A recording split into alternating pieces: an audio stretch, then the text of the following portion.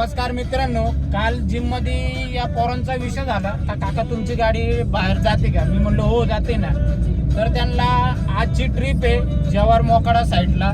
त्यांना पूर्ण waterfall spot दाखवणार आहे मी. त्र्यंबकेश्वर दाखवणार आहे, स्वामी समर्थ केंद्र दाखवणार आहे, अंजनेरीचं मंदिर दाखवणार आहे. म्हणजे त्यांना फिरत फिरत आणणार आहे मी आणि स्पॉट सर्व दाखवणार आहे.